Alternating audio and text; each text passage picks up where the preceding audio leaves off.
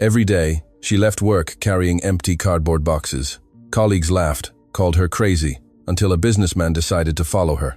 And when he discovered the truth, the world paused to weep. Aif carefully folded the last cardboard box, as if handling something sacred.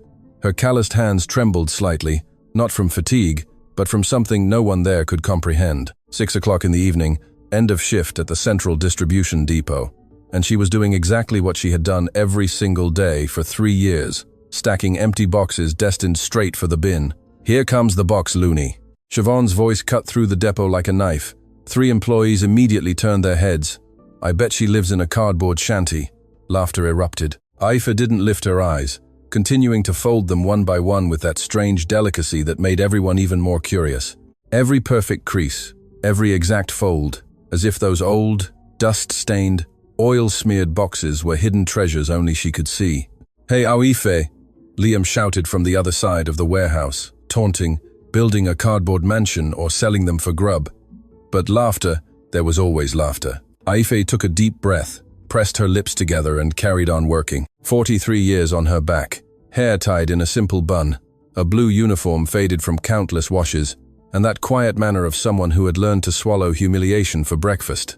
She wasn't ugly or beautiful, she was invisible. The kind of person society looks at and instantly forgets, until she started taking the boxes home. Then everyone noticed. "Folks, can you believe she asked the supervisor for permission to take rubbish away?" Siobhan continued, now speaking loudly on purpose. "Who asks permission to take rubbish? That's mental illness, it has to be." Aif bit her lower lip hard, tasted blood, but wasn't going to cry. Not here, not in front of them. "Leave the woman alone, lads," Sean muttered unconvincingly, but no one paid attention. The truth was, no one understood. How could they? Those people lived in a world where cardboard was rubbish, where things had value only if they cost money, where people like Aif were just part of the scenery, like a lamppost or a litter bin. That's when Fiona entered the depot. The supervisor had that kind of presence that made the air grow heavier. In her early 30s, blow-dried hair, impeccable makeup even after 8 hours of work, and a smile that never reached her eyes. She commanded that sector like a general in war, and everyone knew it. Fiona didn't like Aif, never had. Good heavens, Fiona spoke loudly, stopping in front of the pile of boxes Aif had separated. "This place has become a junkyard now. What's this situation?" Deadly silence. Aif slowly raised her eyes. "Good afternoon, Fiona. They're just the boxes meant for the bin. Mr. Padraig from stores already authorized me to take them. Same as always. Same as always," Fiona repeated, dragging out the words with contempt. "Aif, love, don't you think it's odd leaving here every day looking like a cardboard scavenger? It gives the company a terrible image."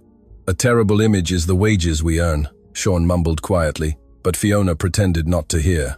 "I just want to understand."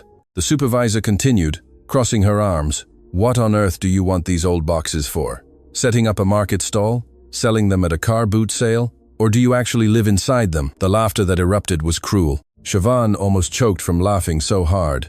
Padraig clapped his hands. Even Sean, who had defended Aif seconds earlier, let out a nervous chuckle. Aif felt her chest tighten. Her hands trembled more, but her voice came out firm, controlled, almost unnervingly calm. "I make crafts." Silence. Then, general laughter. "Crafts," Fiona repeated, theatrically bringing a hand to her forehead. "Folks, Aif makes crafts from cardboard boxes.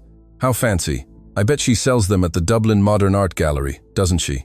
Must make photo frames to sell at the traffic lights," Siobhan added, between laughs. "Or dog kennels." Liam chimed in. Aif clenched her fists, felt her nails digging into her palm, took 3 deep breaths, just as the counselor at the local clinic had taught years ago. "I don't sell anything. I give them as gifts." "Give them as gifts?" Fiona's eyes widened in feigned surprise. "To whom? To the homeless on the street, to stray dogs, to the children in my community." This time the silence was different, heavier, because there was something in Aif's voice that even made Fiona stop laughing for a second. "Children," the supervisor repeated slowly, regaining her mocking tone. "You make little cardboard toys for poor children. How touching, and do they really play with them, or just throw them away on the first day?" Aif swallowed hard. She thought of Sausha, the 6-year-old girl who lived 3 houses down. She remembered her smile when she received the hand-painted cardboard doll. She remembered her sleeping, clutching that doll for weeks. "They love them," Aif replied softly. Some children have never had a toy in their lives, so, yes, they love them. For a moment, something flickered across Fiona's face. Perhaps discomfort, perhaps shame, but it lasted less than a second. Look, Awife. The supervisor sighed. I understand you have a good heart, all right? But this is a professional environment. You leaving here every day laden with old boxes, as if you were homeless, doesn't make a good impression. Clients come, suppliers come. Understand? I always take them after hours, Aif tried to argue. No one sees me. Everyone sees you, Siobhan interrupted. We laugh at you every day. The sentence dropped like a bomb. Aif blinked several times, felt something burning in her eyes. No, she wasn't going to cry, wasn't going to give them that satisfaction. All right, she said at last, her voice failing. Sorry if I caused embarrassment. I'll take fewer boxes. Or none at all, Fiona suggested with false sympathy. That would be better for everyone. It was at that moment the depot door opened. Cormac O'Malley entered with that natural presence rich men possess. An immaculate grey suit, gleaming Italian shoes, perfectly combed grey hair. In his early 50s, successful. Owner of a supermarket chain that had just finalized a multi-million-euro partnership with the Central Distribution Depot. He had only come to inspect the facilities before signing the final contracts, but he stopped. He stopped because he saw the scene. A woman in a blue uniform, surrounded by laughing colleagues, a supervisor spitting venom disguised as professionalism, and a painful silence that screamed louder than any words. Excuse me, Cormac said with a firm voice, drawing attention. Is everything all right here? Fiona spun around instantly, her face transforming. A professional smile, upright posture, a sweet voice. Mr. O'Malley, what a pleasure. Everything's perfectly fine, just a minor misunderstanding between staff. Nothing serious. Cormac didn't respond. His eyes were fixed on Aifé, more specifically on the cardboard boxes she held, as if they were the most precious thing in the world. Are these boxes for the bin? He asked Aifé directly. She hesitated, looked at Fiona, then at her colleagues, all in deadly silence. Yes, sir. They were. And you take them home, ma'am? Yes, sir. For what? The question hung in the air. Fiona opened her mouth to answer for Aifé, but Cormac raised a hand, cutting her off. Let her answer. Aif took a deep breath. She felt everyone staring. She felt the judgment, the morbid curiosity, the expectation of humiliation, but she thought of the children. She thought of Sauce. She thought of Roisin, her daughter who was gone, and the promise she made at the graveyard. I turn them into toys, Aif said, her voice choked. And I give them to the children in my community, those who have nothing. Absolute silence. Cormac stood processing, looked at the boxes, looked at Aifé, looked at the employees laughing seconds ago, and now silent as stones. I see, he said simply. He turned his back and left. But Aifé didn't see what he did after leaving the door. She didn't see Cormac stop in the corridor, lean against the wall, and close his eyes tightly. She didn't see him take a deep breath, clenching his fists, as something inside him broke and rebuilt itself simultaneously. And she definitely didn't see when he took out his phone, called his driver, and said, "Cancel my appointments for today. I need to follow someone." Because Cormac O'Malley had built a supermarket empire in 20 years, closed multi-million-euro deals, dined with politicians, celebrities, powerful entrepreneurs, but never in his entire life had he seen anyone hold rubbish as if it were gold, and that profoundly disturbed him. So he waited. He waited for Aifé to leave work at 7 inches the evening. He waited for her to stack 9 folded cardboard boxes. He waited for her to walk to the bus stop, bent under the weight, sweating in the heat, but smiling to herself. And when the bus departed, Cormac got into his car and began to follow. Because sometimes you need to see with your own eyes to believe that good people still exist in the world. And he was about to discover something that would change everything. The bus rattled along Rathdown Road as Aifé held the 9 folded cardboard boxes against her chest. It was packed, as always at that hour. People returning from work, tired, sweaty, with that empty look of someone repeating the same routine for years. She managed to find a small spot near the window, leaned her head against the grimy glass, and closed her eyes for an instant. She didn't notice the black car following 3 vehicles behind. Cormac O'Malley was driving personally, something he hadn't done in years. Normally he had a chauffeur for everything, but today was different. Today he needed to understand, needed to discover what on earth a humble woman did with old boxes that was worth being publicly humiliated for. The bus stopped in Ballycarrig Estate, a neighborhood Cormac had never set foot in, Narrow lanes, simple houses huddled together, low walls, stray dogs, children playing on the pavement. Even with the sun setting, it was another world. A world he pretended didn't exist whenever he drove past on the main avenue. Aoife got off, holding the boxes with difficulty. Cormac parked 2 blocks back, turned off the engine, and simply watched. She began to walk slowly. The boxes were light, but bulky. Aoife had to stop at every corner to adjust the weight in her arms. Sweat trickled down her forehead. Her blue uniform was soaked at the back, but she didn't let go of those boxes for a second. Cormac got out of the car, locked it, and started following on foot, maintaining his distance. 3 blocks later, Aoife turned into an unpaved lane, dust rising with every step. Houses even simpler, but all with a detail that caught Cormac's attention. Clean, poor, but dignified. Makeshift flower pots from old paint tins, hand-painted walls with vibrant colors, clotheslines full of laundry swaying in the wind. It was poverty, but it was poverty with a soul. Aoife stopped in front of a small house, painted light yellow, with only one front window and a crooked wooden gate. She pushed the gate open with her hip, entered the tiny yard, and the house door opened even before she knocked. Auntie Aoife, 5 children came running from the neighbor's house, crossing the yard, jumping the low wall, all shouting at once. Boys and girls between 5 and 10 years old, barefoot, mended clothes, but with smiles that lit up the entire lane.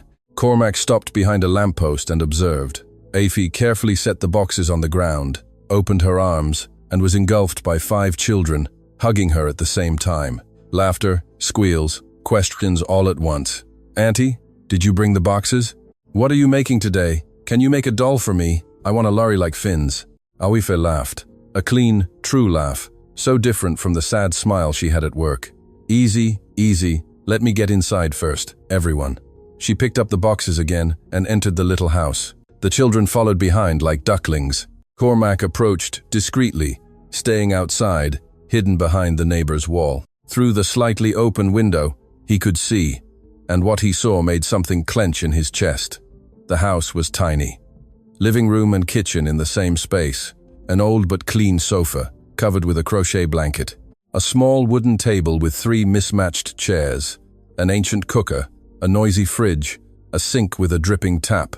On the walls, photo frames with faded pictures, and in a corner, a makeshift altar with a candle, rosary beads, and a photo of a little girl. A girl of about 8, smiling, holding a lollipop. Cormac knew instantly. Roisin, the daughter Aoife had lost. Aoife placed the boxes on the table, took out old scissors, yellowed masking tape, white glue, worn markers, and some fabric scraps. The children sat on the floor in a circle, waiting in respectful silence. "Today I'm going to teach you how to make a little airplane," Aoife announced, picking up one of the boxes. "But it's not just any old airplane, is it? It's an airplane that really flies." "Really flies, Auntie?" "It does. Tomorrow we'll test it outside." Their little eyes shone. Cormac leaned closer to the window, practically pressed against the wall. He needed to hear. He needed to understand. Aoife began cutting the cardboard with impressive skill, her hands quick, precise, transforming that old box into wings, body, tail, every perfect cut, every exact fold. She explained each step with infinite patience, repeating when someone didn't understand, praising when they got it right. "Very good, Sian. You're becoming an artist, Sayarse. Be careful with the scissors. Let me cut this part for you. Finn, your little airplane is looking beautiful, isn't it?" Cormac felt a lump in his throat. That woman, humiliated at work, tired from an entire day of cleaning, was there in her home, teaching poor children to transform rubbish into dreams, for free, out of love. Auntie Aoife, the youngest, a little girl of about 5 named Sawersh, asked with that thin child's voice, "Why do you do this for us?" Aoife stopped cutting the cardboard. Her hands trembled slightly. She looked at Roisin's photo on the wall, took a deep breath, and replied with a choked voice, "Because when I was little, my mum didn't have money to give me toys, and when I grew up and had my daughter, I didn't either. My Roisin went her whole life without ever having a proper doll, a proper toy car, nothing. I promised her. I promised I'd make a difference for other children." Silence. The children looked at the photo on the wall. Some already knew the story. Others were hearing it for the first time. "Your daughter went to heaven, didn't she, Auntie?" Finn asked softly. "She did, my boy. But she's watching us from up there, I'm sure of it. And do you know what she's seeing? She's seeing you all happy, playing, smiling, and that makes her happy too." Sawasha stood up, crossed the circle of children, and hugged Aife tightly. "We love you, Auntie." Aife collapsed, wept, hugged that little girl as if she were the daughter she had lost, and cried without making a sound, just silent tears streaming down her tired face. Cormac, outside, covered his mouth with his hand. He was crying too. A man in his early 50s, owner of an empire, who had never cried in business meetings, who had never shown weakness in front of anyone, was there, hidden behind a wall, crying like a child because he had just understood something devastating. He had everything, a mansion, cars, money, power, respect, but he had never made anyone smile, the way that poor woman made those children smile. He had never turned rubbish into joy, had never given anything truly meaningful to anyone. The children went back to making their little airplanes. Aife wiped her tears, took a deep breath, and continued teaching. Half an hour later, each child had a colorful, hand-painted, personalized little airplane. "Tomorrow, we'll test them," Aife announced. "Now everyone go home for dinner before your mums get cross with me." Laughter, hugs. "Thank you, Auntie. I love you, Auntie Aife. See you tomorrow." The children ran off, each holding their airplane as if it were the greatest treasure in the world. Cormac completely hid behind the wall as they passed. He waited for them to disappear around the corner. When he looked through the window again, he saw Aife sitting alone at the table. She picked up the last cardboard box, began to make a small, delicate doll, with fabric scraps forming a little blue dress. And as she worked, she talked to herself. "Hello, my love. Mammy made another batch today. 5 happy children. Did you see from there? Sian is almost managing to make them by himself now. And Sauerse is just like you know? Gentle, affectionate, always hugging everyone."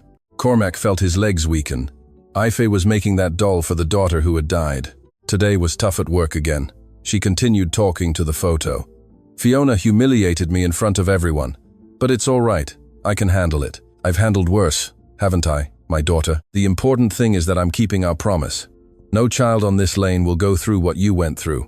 I swear to you." She finished the doll, stood up, and carefully placed it on the makeshift altar next to Rosine's photo. "This one's yours, my love. I saved the prettiest box just for you." She kissed her fingers, touched the photo, and whispered, "Mammy loves you, always will." Cormac couldn't take it anymore. Turned his back, walked away, returned to his car with unsteady steps, got in, closed the door, and broke down. He wept. He wept as he hadn't wept since he was a child, because he had just witnessed the purest, most beautiful, most devastatingly human thing he had ever seen in his entire life. A mother who had lost everything, but decided that other children wouldn't lose anything. Cormac wiped his face, started the car, and drove home, but he couldn't stop thinking, couldn't get that image out of his head. Aife, alone in her humble cottage, making cardboard dolls for her deceased daughter. And the next day, when he woke up in his mansion, with staff serving breakfast in bed, with a wardrobe bigger than Ophir's entire house, Cormac O'Malley made a decision. He was going to change that story, whatever the cost. Because if there was one thing money could do, one thing it could achieve, it was to give that woman what she deserved: respect, dignity, and a happy ending. But before that, he needed proof. He needed to show the world who Aife truly was. So, he picked up the phone and called the best cameraman he knew. "I need you to film something for me. Something that will make all of Ireland weep." Aife woke to the sound of the gate clanging, startled, looked at the clock on the wall. 5:30 inches the morning. It was still dark outside. Who would that be at this hour? She got out of bed, put on her old slippers, and slowly opened the door. There was no one there, but there was a box on the ground. A large cardboard box, sealed with adhesive tape, no sender. Aife looked at the empty lane, only the silence of the pre-dawn and dogs barking in the distance. She picked up the box, went inside, locked the door, placed the box on the living room table, took a deep breath, and opened it. She froze. Inside were craft materials, but not just any materials. They were expensive things. Good brand acrylic paints, new brushes still in their packaging, thick, colorful papers, professional quality glue, beautiful, patterned, soft fabrics, satin ribbons, new, sharp scissors. Aife covered her mouth with her hands. Tears streamed instantly. Who did this? She whispered alone in the empty room. She looked for a note? Nothing. Looked for a name? Nothing. Just the materials carefully organized, as if someone knew exactly what she needed. She sat in the chair, hugged one of the paint tins, and wept softly. Someone knew, someone cared. But who? On the other side of the city, Cormac O'Malley was having breakfast alone on his mansion's veranda. He had sent his driver to deliver the box anonymously. He didn't want exposure. He didn't want Aoife to feel indebted. He just wanted to help. But this was just the beginning, because he had other plans, bigger plans. Meanwhile, at the central distribution depot, Fiona arrived at the office with a venomous smile on her face. She had slept little, but she was excited, because she had finally got the perfect ammunition against Aoife. Siobhan had done the dirty work the previous Saturday, had discreetly followed Aoife to the estate. She had taken photos. Photos of Aoife with the boxes, photos of the poor children, photos of the humble cottage, photos of the cardboard toys, and Fiona had plans for these photos. She opened the company WhatsApp group, 230 employees. She posted the first photo. Aoife leaving work, carrying boxes. Caption: Someone forgot to tell Aoife that rubbish gets thrown out, not taken home. 3 seconds later, reactions began. Laughter, comments. What an official scavenger. She must sell them at the market, folks. She really lives in a cardboard house. Fiona posted the second photo. Aoife in the estate, surrounded by poor children. Caption: Plot twist. She gives cardboard toys to the children. Seriously? Cardboard? As if it were a proper gift. Explosion in the group. LOL. Can't believe it. Such second-hand embarrassment. Poor children. Beggars' toys. Third photo. Close-up of a little cardboard airplane. Caption: She thinks this is a toy. Someone called Tusla. The group turned into chaos. People sharing, people making memes, people laughing non-stop. No one paused to think. No one asked for context. No one cared.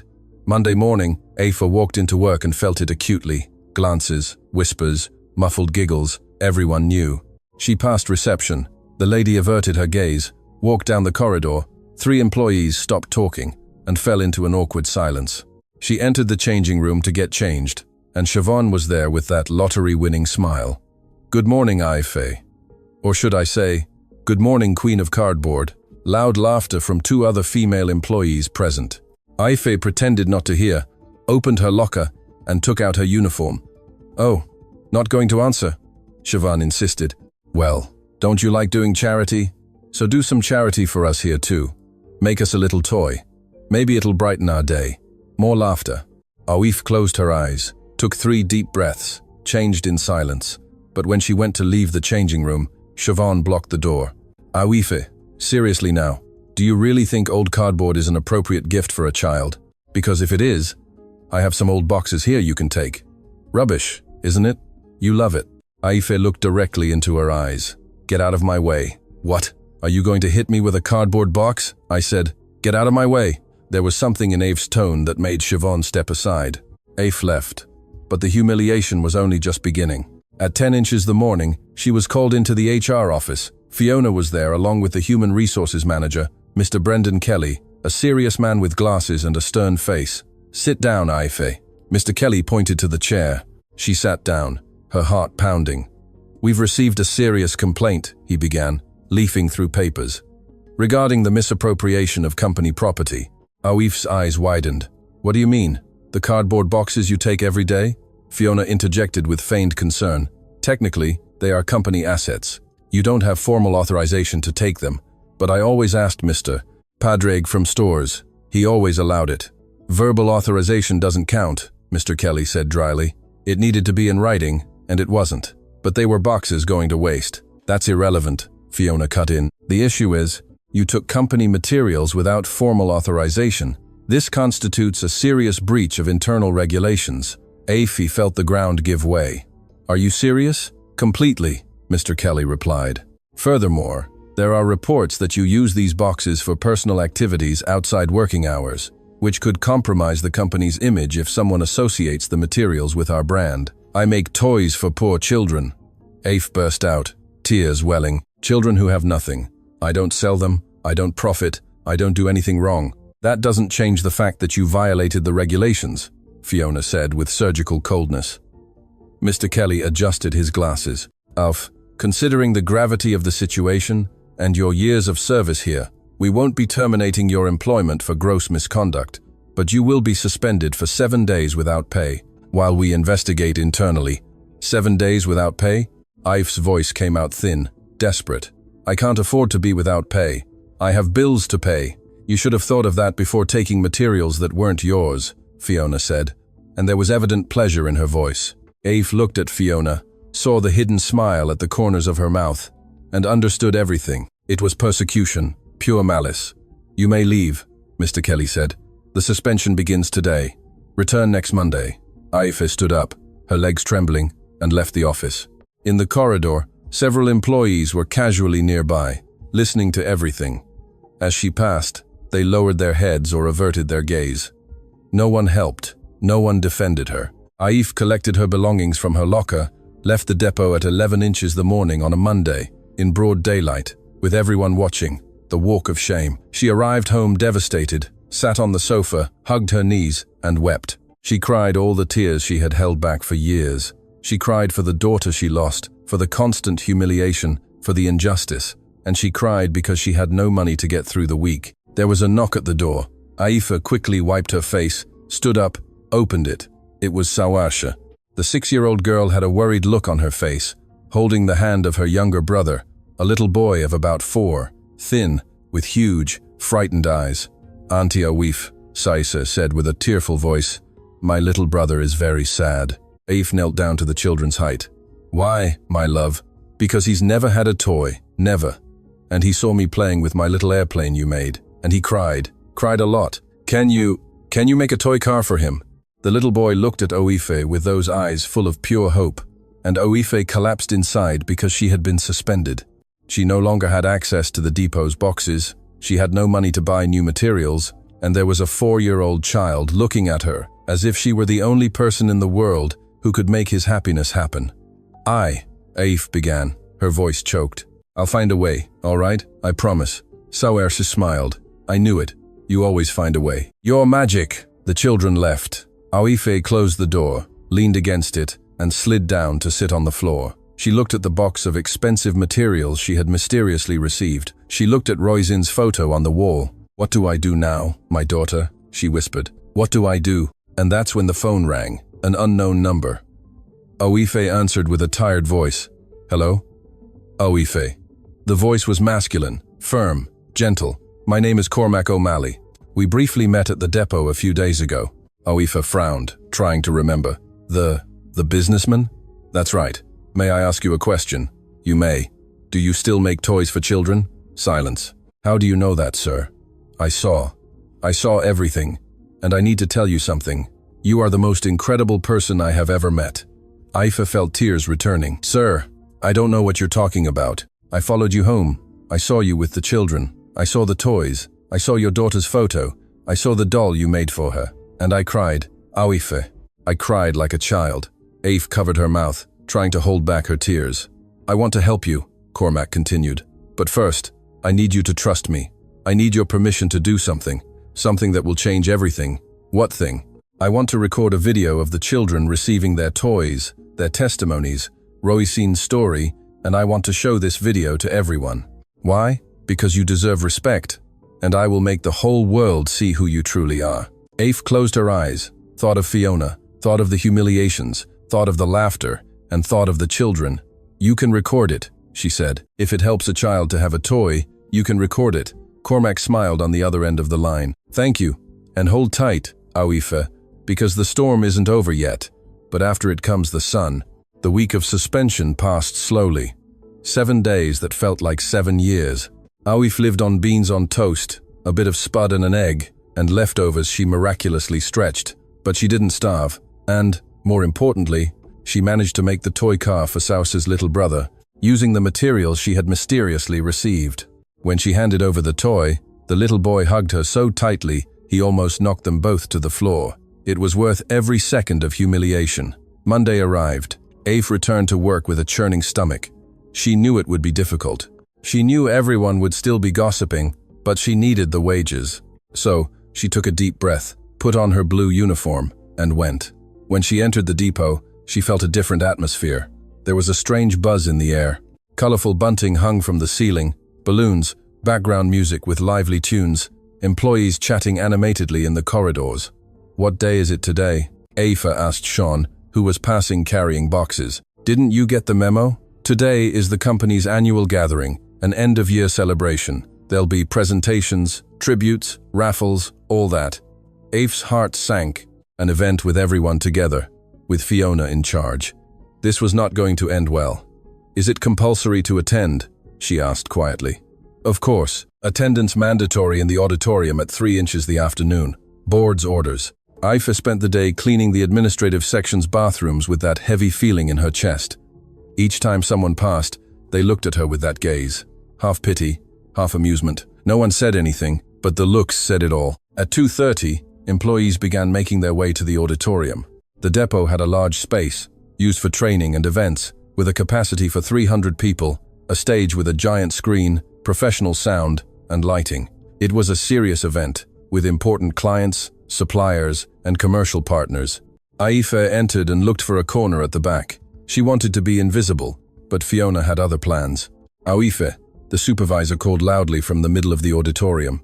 Come sit up front here. Today there's a special surprise. Muffled giggles. Aoife felt her blood run cold. No, thank you. I prefer to stay back here. I insist, Fiona said with that false smile. You're an important part of today's event. Everyone's gazes turned to Aoife. She had no choice. She walked down the central aisle, feeling the weight of 200 people watching. She sat in a chair in the second row that Fiona indicated, hands trembling, cold sweat on her neck. The auditorium filled completely. Employees, directors, clients, suppliers. Cormac O'Malley was there too, sitting discreetly in the back rows, observing everything. At exactly 3 o'clock, the lights dimmed. The event began. Mr. Kelly, the HR manager, went up on stage. Good afternoon, everyone. Welcome to our annual gathering. Today we will celebrate achievements, honor dedicated colleagues, and, of course, have a little fun. Polite applause. To start, we've prepared a special presentation about some of our most unique employees. Fiona went up on stage beside him, holding a remote control. Aoife felt her stomach churn. The giant screen lit up, and the first image that appeared was of her. Aoife, leaving the depot carrying cardboard boxes. Laughter erupted in the auditorium. Folks, do you know Aoife? Fiona asked into the microphone, pointing at her in the audience. Stand up, Aoife. Let everyone see you. Aoife remained paralyzed in her chair. Oh, don't be shy, Fiona insisted. Stand up. Siobhan, sitting behind Aoife, pushed her shoulder. Get up now. Aoife slowly stood, her legs trembling. The entire audience turned to look. Phone flashes. People taking photos. That's it. This is our Aoife. Fiona continued animatedly. And do you know what her hobby is? Expectant silence. She collects rubbish. An explosion of laughter. Aoife felt tears burning in her eyes. No, seriously, Fiona continued, advancing the slide on the screen. Every single day she leaves here looking like a cardboard scavenger. And look what she does with these old boxes. The next image appeared. Aoife in the estate, surrounded by poor children. She gives cardboard toys to the children. Folks, cardboard, as if it were a real present. More laughter, more people taking photos. Aoife was trembling all over, tears streaming down her face. Next slide, a close-up of the handmade toys. Look at this, a little airplane from an old box, a dirty cardboard doll. And she thinks this is an appropriate gift for a child. Fiona was laughing so hard she had to pause to catch her breath. Someone called Tusla. The audience was hysterical. People clapping, people roaring with laughter, some embarrassed, but laughing along with the majority. Aoife, dear. Fiona turned to the microphone, looking directly at her. Tell me something. Do you really, honestly, think these old, dirty boxes are good for anything useful? Absolute silence awaited her answer. Aoife opened her mouth, but nothing came out. Her throat was constricted. She felt the entire auditorium spinning around her. Not going to answer? Fiona provoked. Ah, I see. Must be shame, eh? Admitting you hand out rubbish to poor little children. Aoife collapsed, sank into the chair, covered her face with her hands, and wept. She cried uncontrollably. Her sobs came out loudly, unable to be held back, and the audience continued laughing, taking photos, recording videos, sharing them in WhatsApp groups. It was then that a voice cut through the auditorium like a knife. Enough. Everyone turned. Cormac O'Malley was standing at the back of the auditorium. Silence fell like a stone. Fiona's eyes widened, recognizing the important businessman. Mr. O'Malley, what a pleasure to have you here. Are you enjoying the... I said. Enough, Cormac repeated, beginning to walk down the central aisle towards the stage. Turn off that screen now." Mr. Kelly blinked, confused. "Mr. O'Malley, with all due respect, this is an internal company event, and I am the main investor in the commercial partnership that keeps this company running." Cormac cut in, stepping onto the stage. "So, turn off that rubbish now." Fiona quickly turned off the screen. Cormac took the microphone from her hand without asking. He turned to the audience. 300 people in deadly silence. "Do you find this funny?" he asked, his voice firm but controlled. "Do you find it funny to publicly humiliate someone? Do you find it funny to laugh at another person's kindness?" No one responded. "Before you continue laughing," Cormac continued, "before you continue taking photos to post in your little WhatsApp groups, before you continue thinking you're better than this woman, I need you to see something." He gestured to someone at the back of the auditorium. A man entered with a laptop, connected it to the system. The screen lit up again, but this time the image was different. It was a video. It began with the scene of Aif folding cardboard boxes in her humble cottage. "This here," Cormac narrated, "is Aif's home, a simple, clean, dignified home. And this is where the magic you laughed at happens." The video continued. It showed Aif cutting cardboard with incredible skill, painting, gluing, transforming rubbish into art. The audience grew quiet. The next scene, children arriving at her house, and the explosion of joy when they received the toys. A little girl jumping, a little boy hugging the cardboard car as if it were gold, another child crying with happiness over a hand-painted doll. The audience began to swallow hard. "These children," Cormac continued, his voice choked, "have never had a toy in their lives.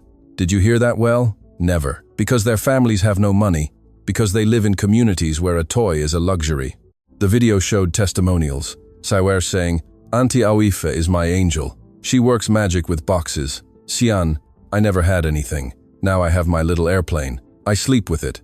Finn, when I grow up, I want to be like Auntie Oif. I want to help children too." The audience was in sepulchral silence, some with tears in their eyes. "But there's more," Cormac said, his voice breaking. "There's a story you need to know." The next image, Roisin's photo. The little girl smiling with the lollipop. "This is Roisin, Awifa's daughter. She passed away a few years ago. And do you know why Afa makes these toys?" Silence. "Because Roisin never had a real toy. Afi had no money, and her daughter died without ever having played with a doll, without ever having had a toy car, without ever having felt the joy you laughed at 5 minutes ago." People started crying in the audience. Fiona was pale in the corner of the stage. "Aife made a promise," Cormac continued, "at her daughter's grave. She promised that no child in her community would go through what Roisin went through.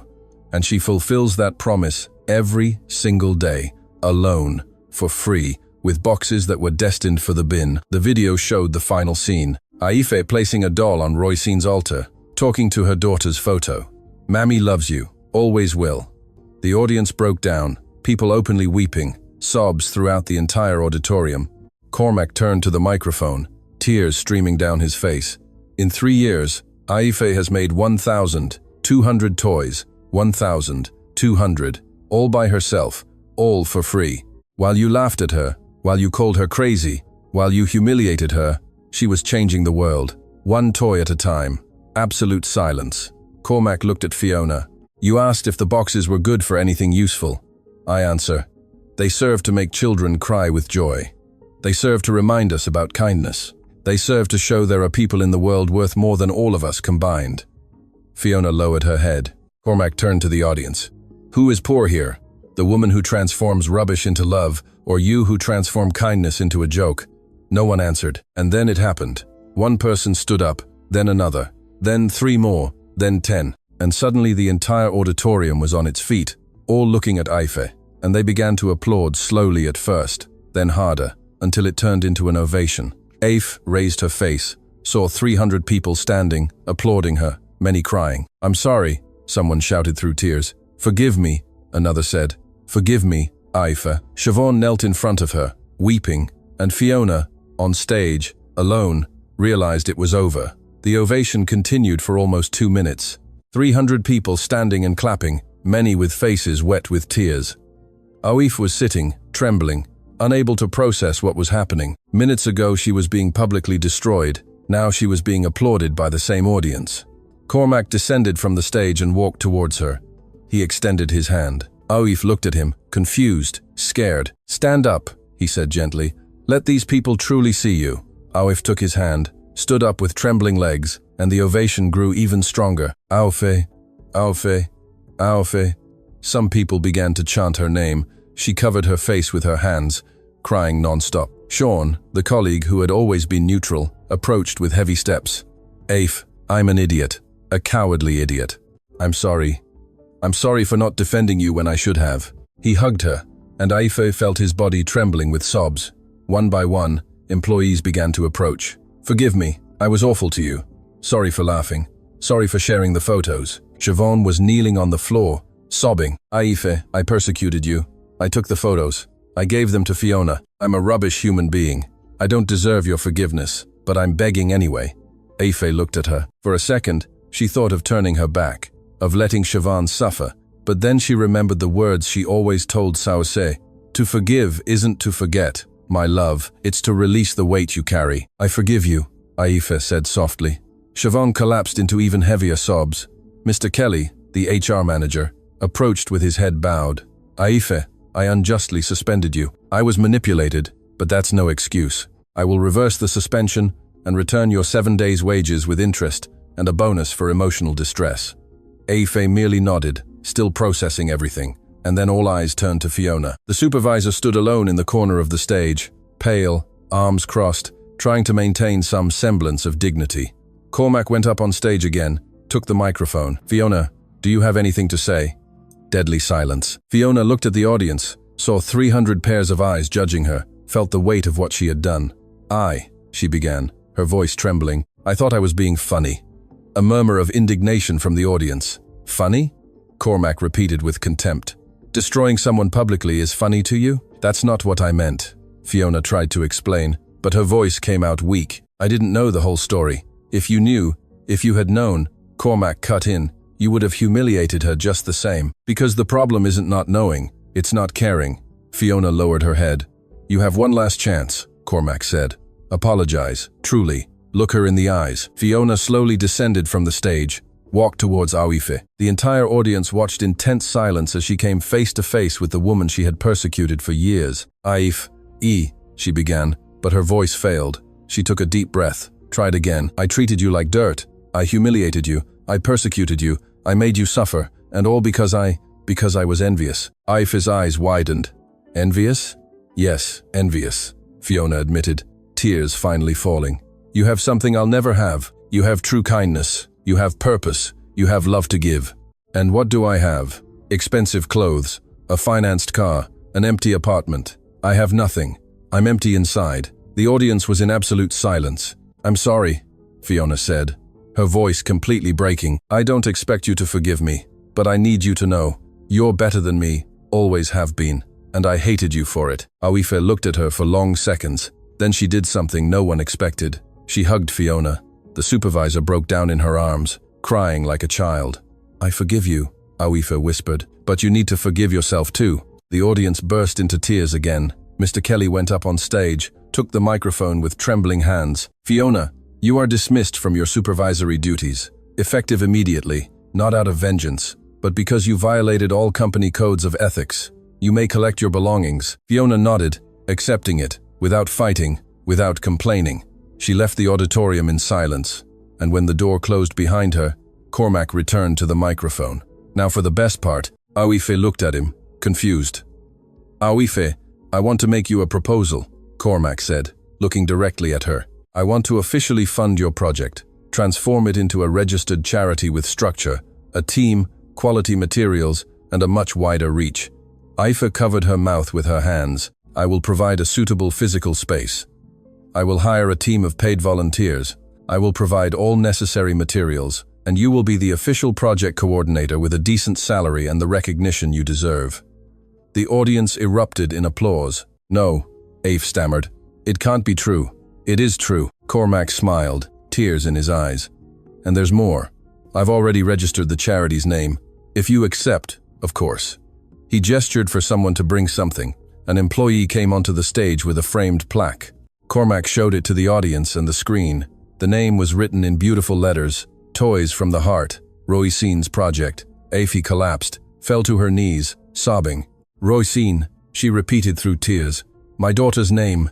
She deserves to be remembered, Cormac said, kneeling beside her.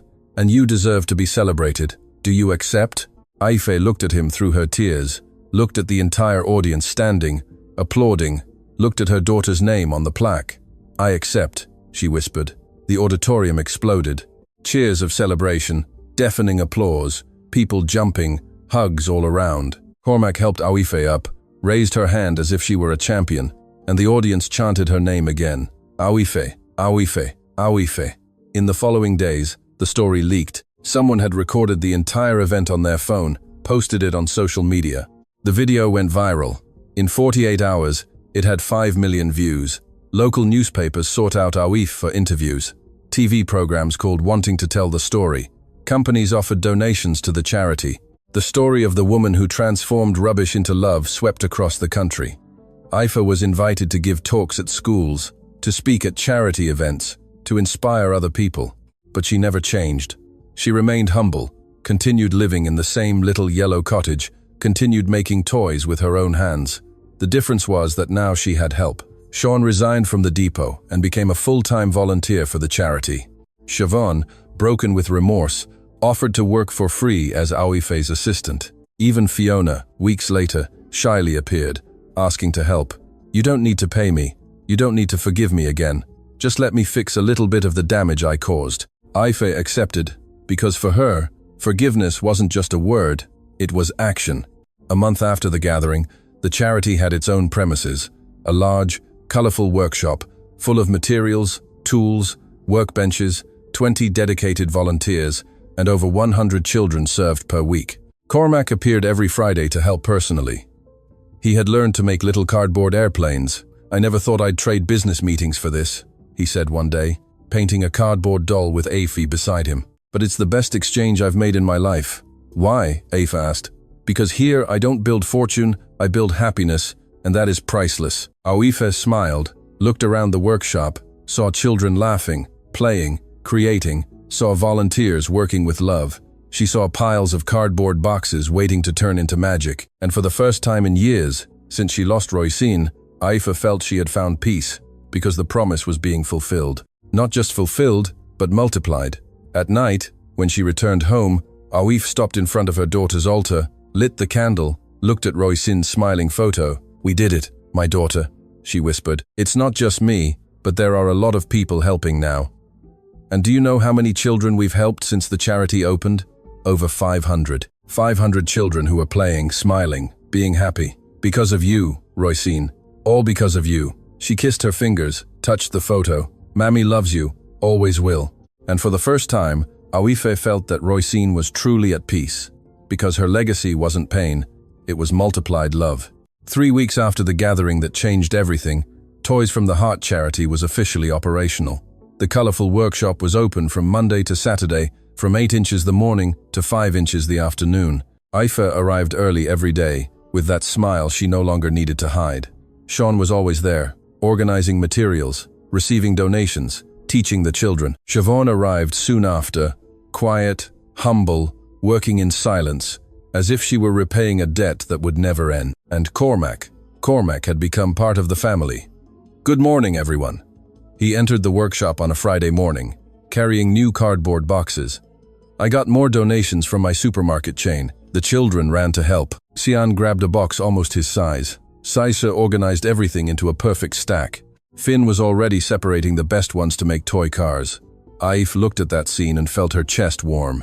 It was everything she had ever dreamed of, but there was something that still bothered her. Fiona, since being dismissed from the depot, no one had heard from her. She didn't answer calls, didn't reply to messages, she had simply vanished. And Aoife, no matter how much she had forgiven, felt that something was incomplete. You're worried about her, aren't you? Cormac asked, noticing Aoife's distant gaze. I can't explain it. I truly forgave her, but I keep wondering, is she all right? You have too big a heart, Cormac said, placing a hand on her shoulder. Most people would want her to suffer, but I'm not most people. It was then that the workshop door slowly opened and Fiona entered. Everyone froze. She was different. Her hair was simply tied back, no makeup, basic clothes, her eyes red and swollen, as if she had spent weeks crying, thin, pale, with that look of someone who hadn't slept properly in a long time. Aoife, Fiona said with a weak voice. Can I talk to you? Just 2 minutes? Aoife looked at Cormac, who nodded. Of course, let's go outside. The two went out to the little yard of the workshop. They stood in silence for long seconds. I couldn't, Fiona began, her voice trembling. I thought after apologizing it would all be okay, but it wasn't. I can't sleep, I can't eat. I keep seeing your face in my head, crying in that auditorium, and I hate myself. Aoife stayed quiet, letting her speak. I sought help. I started counseling with a psychologist. She made me see things I never wanted to admit, that I was always empty inside, that I hurt others because I didn't know how to deal with my own pain. Tears streamed down Fiona's face. I didn't come here to ask for forgiveness again. You've already forgiven me more than I deserve. I came to ask for something else. What? Let me work here at the charity for free, sweeping the floor, cleaning toilets, carrying boxes, anything. I don't want money. I don't want recognition. I just want to fix things a little bit. Aoife looked into her eyes, saw sincerity, saw true pain, saw a broken person trying to rebuild herself. There's one condition, Aoife said. Any condition. You will work here, yes, but not cleaning the floor. You will teach. Fiona's eyes widened. Teach? You're smart, organized. You know how to deal with people. I need someone to coordinate the volunteers, organize the schedules, liaise with the schools. Can you do that? Fiona covered her mouth with her hands, crying. Why are you doing this? After everything I did? Because everyone deserves a second chance, including you. Fiona collapsed into Aoife's arms, crying like a child. And this time it was healing tears. In the following months, the charity flourished in a way no one imagined. Fiona became the most dedicated administrative coordinator anyone could have. She worked 12 hours a day, organized everything perfectly, treated each child with a tenderness that seemed to compensate for years of bitterness. She truly changed. Sean commented one day to Aoife. At first I doubted it, but she's a different person. People change when you give them space to change, Aoife replied. The charity began receiving visits from schools. Teachers brought entire classes to see the project. Children were enchanted watching other children transforming cardboard into art. One day, a national TV journalist appeared. Aoife, we want to do a special report on the charity. It will go on the national news at prime time. Do you accept?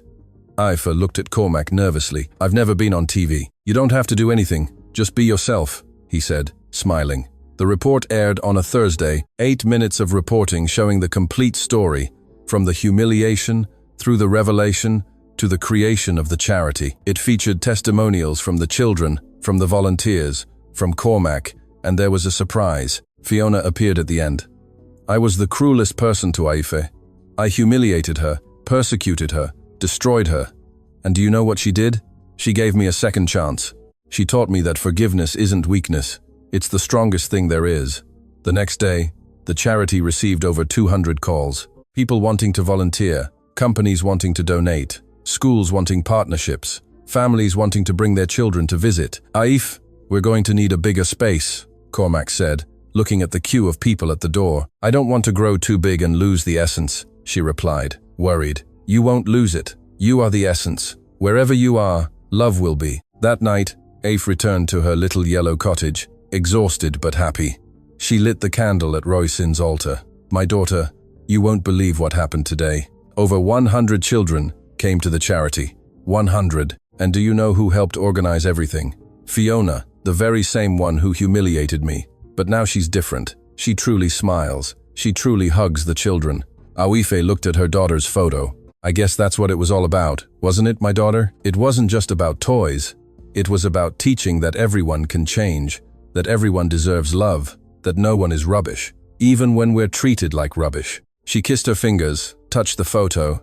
Your legacy is becoming bigger than I imagined, and it all started with you, with the girl who never had a toy, but who taught the whole world what truly matters. That night, Aoife slept in peace. For the first time since losing Roisin, she slept without pain in her chest, because she finally understood. Her daughter hadn't truly left. She had transformed into thousands of smiles, into thousands of hugs, into thousands of toys made with love, and that was eternal. 2 years had passed since that day in the auditorium that changed everything. Toys from the Heart charity had become a national benchmark. It was no longer just a colorful workshop in Ballycarrig Estate. There were 5 branches spread across different towns. Over 10,000 children served, hundreds of dedicated volunteers, dozens of partner companies, but the heart of it all remained that original workshop. And Aife continued to be Aife, humble, simple, in the same blue uniform, which was now a symbol of love instead of humiliation. On a sunny Saturday morning, the workshop was especially full. It was the day of a special event, the charity's 2nd anniversary. The local council had organized a public celebration with the presence of authorities, the press, and hundreds of people from the community. Aif was nervous. "I don't like being the center of attention," she said to Cormac as she arranged the chairs. "You're not the center," he replied, smiling. "The children are. You're just the bridge." At 10 inches the morning, the event began. The workshop's yard had been transformed into a festive space. Colorful bunting, balloons, a table full of cakes and sweets donated by partners, and in the center, a simple little stage with a microphone. The mayor of the town went up first. "It is with immense honor that I am here today. The Toys from the Heart charity is not just a social project, it is a lesson in humanity. And for that, on behalf of the town, I have an announcement to make." He gestured to his assistant, who brought a framed plaque. "From today, the town's central square will be renamed Roisin Square, where love triumphs over judgment." Aif covered her mouth with her hands, her eyes immediately welling up. The audience erupted in applause. "Roisin," she whispered, her voice breaking, "my daughter's name on a square." Cormac, sitting beside her, held her hand. "She deserves it, and so do you," the mayor continued. "And there's more. The local council will form an official partnership with the charity, guaranteeing fixed monthly resources for the project's expansion. Because this town needs more people like Aufe, people who transform pain into love, more applause, more tears." When Aife went up to the little stage to speak, her legs trembled so much she had to hold onto the microphone to keep from falling. I don't know what to say," she began, her voice faltering. "2 years ago, I was invisible. I was the box woman, the cardboard crazy, everyone's joke, absolute silence in the audience. Today, I'm here surrounded by people I love, seeing my daughter's name on a square, seeing hundreds of happy children. And I need to say something." She took a deep breath, wiped away her tears. "None of this was because of me, it was because of Roisin. She never had a toy in her life. She died without knowing how good it feels to have something just to play with. And that destroyed me, but at the same time, it built me, because her pain became purpose. Her emptiness became fullness for other children." People started crying, and I need to give thanks. Thanks to Cormac, who saw in me what no one else saw. Thanks to Sean, who gave up everything to work here. Thanks to Siobhan, who had the courage to change. Siobhan, in the middle of the audience, was weeping copiously, and even thanks to Fiona. Everyone looked at Fiona, sitting in the corner with her head bowed. "Fiona, stand up," Aife asked. She hesitated, but stood. "You hurt me a lot, but you also taught me that no one is just a villain. Everyone has hidden pain, and you had the courage to face yours. Thank you for showing me that forgiveness heals both sides." Fiona broke down in tears. Several people around her hugged her. Aife looked at the audience. "Do you know what I've learned in these 2 years? I've learned that the world judges by appearance, by how you dress, by how you speak, by the cardboard boxes you carry. But the truth is different. The truth is that a person's worth lies in what they do when no one is looking. It's in the love they give for free. It's in the kindness they plant without expecting to harvest." She pointed to the children sitting at the front. "These children taught me more than any university teaches. They taught me that happiness isn't expensive. It costs time. It costs attention, it costs love, and everyone can give that." The audience was hypnotized. So, if you're listening to this story and think you have nothing to offer, you're wrong. You have everything. You have hands to help, a heart to love, a voice to defend, and you have a choice. The choice to be a bridge or a wall, to be light or shadow. She looked up at the sky as if speaking directly to Roisin. "My daughter isn't here anymore, but she lives. She lives in every toy we make, in every smile we bring out, in every child who sleeps happily, hugging a little cardboard airplane. Roisin didn't die. She multiplied." Sepulchral silence. Then, from the middle of the audience, a child's voice shouted, "Auntie Aife, Auntie Aife." It was Soyas, now 8 years old, taller, more confident, but with the same radiant smile. She went up to the little stage without asking permission, took the microphone. "Folks, I need to say something. When I was 6, I had nothing. My family is poor. We barely had enough to eat, and toys, no chance, until Auntie Aife came into my life." Sause looked at Aife with those shining eyes. "She gave me my first toy, a little cardboard airplane, and I thought it was the most beautiful thing in the world, because it was made with love. And do you know what happened? The little girl turned to the audience. This airplane changed my life, because when I saw that someone cared about me, I started to care about myself too. I started studying more. I started dreaming more. And do you know what my dream is now? Expectant silence. When I grow up, I want to be like Auntie Elfie. I want to help children like me. I want to make toys. I want to spread love, because she taught me that you don't need to be rich to be important. You just need to have heart. The audience exploded. Standing applause, widespread crying, hugs all around. Aif knelt down to Sawers's height and hugged her so tightly that they both almost fell. You're already important, my love. You're already the most beautiful thing in this world. The event continued with presentations, raffles, games, but the most significant moment had already happened. At the end of the afternoon, when everyone had left, Aif stayed alone in the workshop. She walked among the tables filled with finished toys, ran her hand over the piles of cardboard boxes, looked at the children's drawings on the wall, and smiled. A clean, true smile of someone who had finally found peace. Cormac appeared at the door. "May I come in?" "Of course." He approached, stood beside her, looking at the workshop. "You did it, Aif. You changed the world." "I didn't change the world. I changed some hearts that changed other hearts that will change more hearts. That's bigger than me." "Exactly. It's a legacy." Aif looked at him. "Thank you for everything, for following me that day, for believing, for investing not just money, but time, effort, love. I'm the one who thanks you. You reminded me why I'm alive. It's not to accumulate, it's to multiply." The two stood in comfortable silence for a few minutes. "You know what's funny?" Aif said. "I spent years thinking Roisin had been stolen from me, that life had been unfair, but now I see it differently." "How so?" "Roisin came into the world with a purpose. She wasn't meant to stay. She was meant to teach me, to transform me, to plant a seed that would grow and nourish thousands. She fulfilled her mission." Aif looked at Roisin's photo, which now hung on the central wall of the workshop, surrounded by children's drawings. "And I'm fulfilling mine." That night, before leaving, Aif wrote a letter to Roisin. She placed it on the altar at home next to the candle that never went out. "My dearest daughter, today they named a square after you. People will pass by there every day, will sit on the benches, will bring their children to play, and will read, 'Roisin Square.' Your name will not be forgotten. Your story will not be erased. You didn't have toys, but you became the reason thousands of children do. You didn't have time, but your time was worth more than 100 years of many people. Thank you, my daughter, for choosing me as your mother, for teaching me that pain can turn into love, for showing me that nothing is in vain. I love you, always will, and I promise, as long as I live, your legacy will continue." Your mother, Aif. And so the woman who carried empty boxes taught the world that emptiness can be filled, that rubbish can become treasure, that pain can become purpose. And that love, even when it seems as small as a cardboard airplane, it can change the entire world.